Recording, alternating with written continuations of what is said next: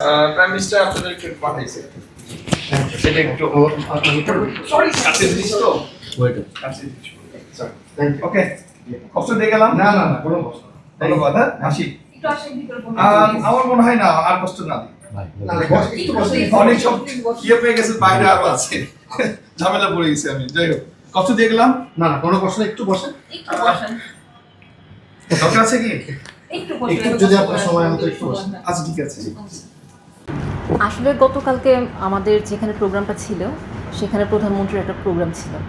যখন প্রধানমন্ত্রী জানতে পারলেন যে এখানে একটা ওয়েডিং প্রোগ্রাম আছে, তিনি তার প্রোগ্রামটা সংক্ষিপ্ত করে আমাদের জন্য তাড়াতাড়ি সেখান থেকে বের হচ্ছিলেন। ঠিক সেই সময় আমি ওখানে ছিলাম, হাফ অ্যান আওয়ার ধরে আমি তার জন্য ওয়েট করছিলাম যে আমি একটু তাকে দেখবো, কারণ কালকে দিনটা আমার জন্য স্পেশাল একটা ডে ছিল। আর আমার স্পেশাল ডেতে হচ্ছে আমাদের মাননীয় প্রধানমন্ত্রীর সাথে আমার দেখা হবে। শুধু দেখা হয়নি, উনি আমাকে দোয়া দিয়েছেন এবং আমার হাজব্যান্ডের কথা জিজ্ঞেস করলেন যে সে কোথায় দেখা করবে। যখন বললাম যে সে এখনও পৌঁছেনি, তারপরে সে দোয়া দিয়ে তারপর চলে গেলেন। আর আমাদের মাননীয় প্রধানমন্ত্রীর সাথে কালকে আমার স্পেশাল ডেতে দেখা হলো, এর চাইতে তো বড় খুশি কিছু আমার আর নেই। আজকে আবার হঠাৎ করে তার পক্ষ থেকে একটা গিফট আসলো আমাদের জন্য। এই অনুভূতিটা আসলে আমি বলে প্রকাশ করতে পারছি না। সবচেয়ে বড় সবচেয়ে ওকে বলেন একটু মানে যখন পিএম আপনাদের প্রোগ্রামটাতে ঢুকলো মানে প্রোগ্রামে ঢুকে না, প্রোগ্রামে তো পিএম আসেনি। মানে পিএমের আলাদা প্রোগ্রাম ছিল, পিএম যাচ্ছিলেন তখনই আমার সাথে পিএম এর ওই দেখা। প্রেক্ষাপটটা বলবেন মানে আপনি কোথায় ছিলেন, পিএম কোন দিক দিয়ে ছিলেন, এই বললাম অংশটা তো, বলেছি। আচ্ছা, এখন ব্যাপারটা হলো যে এই যে প্রধানমন্ত্রী আসলেন এবং প্রধানমন্ত্রীর পক্ষ থেকে গিফট আসলো, ব্যতিক্রম কিছু মনে হয়েছে কিনা, বা আপনার ফ্রেন্ড সার্কেল কেউ এগুলো জিজ্ঞেস করেছে কিনা, বা এই দিক থেকে কেউ কিছু বলেছে কিনা যে প্রধানমন্ত্রীর সাথে সাক্ষাৎ হচ্ছে, বা প্রধানমন্ত্রী তাদেরকে কী বলেছে, এরকম কিছু বলেছে কিনা, এরকম কোনো বিষয় আসছে কিনা আপনার? বিয়ের মতো একটা স্পেশাল ডেতে একজন কনের সাথে একজন আমাদের দেশের প্রাইম মিনিস্টারের সাথে দেখা, এটাই তো সবচেয়ে বড় স্পেশাল জিনিস। এর থেকে তো বড় স্পেশাল হতে পারে না। ঠিক তার পরের দিনে আজকে আমার বাসায় তার পক্ষ থেকে একটা গিফট এসেছে। এখন সেটাও তো আরও অনেক বড় কিছু।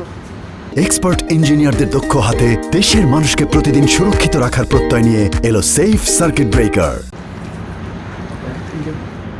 নামটা আমার না আনিকা, পুরো নামটা আনিকা তাবাসসুম।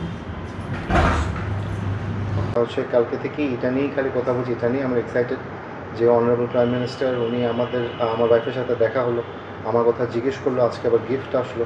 এটা আসলে বোঝানোর মতো না।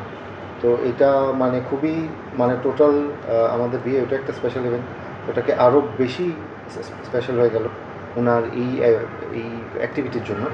তো এটা আসলে বলে বোঝানো সম্ভব না যে এটা কতটা স্পেশাল আমাদের দুজনেরই জন্য। আগের প্রধানমন্ত্রী নাম শুনেছেন, ভোট দিয়েছেন, যেহেতু যখন সাক্ষাৎ হলো এরপরে আসলে আপনার অনুভূতিটা কেমন? অনুভূতিটা আগে কেমন ছিল? বুঝিনি, আরেকবার বলবো। আগের প্রধানমন্ত্রী অনুভূতি যখন দেখেননি, যখন আপনার সাথে সাক্ষাৎ হয়নি, কখনো চিন্তা করেছেন কিনা যে তার সাথে? না, উনি সবসময় একটা খুবই হাম্বল মানুষ। উনি তো দেখি সবার সাথেই দেখা করে, সবার সাথেই উনি হ্যান্ডশেক করে, সবার সাথেই চেষ্টা করে যে একটা রিলেশন রাখতে। তো খুবই হাম্বল মানুষ, এটা আমি জানতাম। কিন্তু আসলে এইটা আসলে খুবই আনএক্সপেক্টেড। হাম্বল মানুষ হচ্ছে ঠিক আছে, কিন্তু আমার সাথে ডাইরেক্টলি এরকম হবে, যেহেতু ডাইরেক্টলি ওনার সাথে আমার পরিচয় হয়নি, তাও হয়তো একটু আগে আসলে পরিচয় আমার ওনার সাথে দেখাই হয়ে যেত। তো এইটা একটা খুবই স্পেশাল জিনিস যে উনি এতটা হাম্বল, উনি অনারেবল প্রাইম মিনিস্টার, উনি আমাদের তাও এতটাই হাম্বল উনি যে উনি আমার ওয়াইফের সাথে কথা বলেন, আমার কথা জিজ্ঞেস করলেন, আবার এত বিজি স্কেজুলের মধ্যেও উনি আমাদেরকে একটা গিফট পাঠালেন। তো এটা আসলে বলে বোঝানোর মতো না, যে এই ফিলিংটা আসলে এটা বলে বোঝানো না। কিন্তু একটা জিনিসই বলবো যে প্রচণ্ড স্পেশাল ফিলিং। আচ্ছা, উনি যে বিয়ের প্রোগ্রাম আছে, বিয়ের প্রোগ্রামটা কখন? তখন বলছে যে 7টা থেকে শুরু হবে।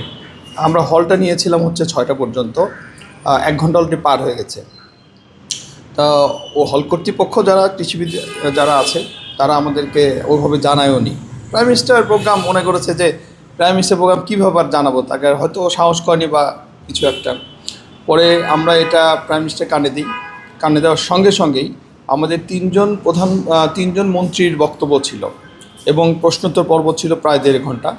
এই অনুষ্ঠানটা উনি নির্দেশ দেয় যে মন্ত্রীরা শুধু বক্তব্য দেবে, কিন্তু প্রশ্নোত্তর পর্ব হবে না। এখানে আমরা 1.5 ঘন্টা সেভ হয়ে গেল। এটা হওয়ার পরে উনি তাড়াহুড়ো করে যখন নামছিলেন অনুষ্ঠান শেষ করে যে একটা বিয়ের অনুষ্ঠান আছে, তখন পুত্র মানে নববধূ তখন ওখানে বধূ বেশে সে যে লিফটের নিচে দাঁড়ায় ছিল, এক্সিলিটারের নিচে সিঁড়ি দিয়ে নামার পরে ওনার সাথে দেখা হয়। দেখা হওয়ার পরে কী বলবে আর, যে দাঁড়ায় আছে ও বিয়ের অনুষ্ঠান আমরা গেলে শুরু হবে, এই জন্য তাকে একটু দুঃখ প্রকাশ করে বলে যে আমাদের অনুষ্ঠান দেরি হয়ে গেল। এটা বলার পরে ওরা তো মানে একজন প্রাইম মিনিস্টার তাকে দুঃখ প্রকাশ বা বলতেছে, তো উনি এটা শুনে ওনারা খুব হয়েছে। যাই হোক, এটা আবার অনলাইনে প্রচার হওয়ার পরে মাননীয় প্রধানমন্ত্রীর দৃষ্টিগোচর হয়েছে। হওয়ার পরে আজকে উনি আমাকে বলেছে যে যেহেতু একটা বিয়ের অনুষ্ঠান, তুমি একটা গিফট আমাদের পক্ষ থেকে দাও। সেই গিফটটাই দিয়ে গেলাম, আর সেটাই দিতে আসছি। আপনারা তো বাকিটা সব জানেন। এটাই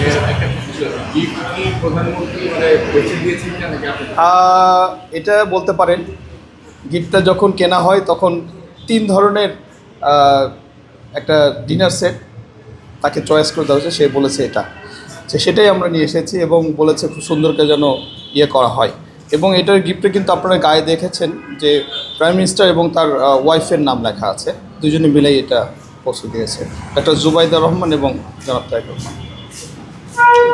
ওকে।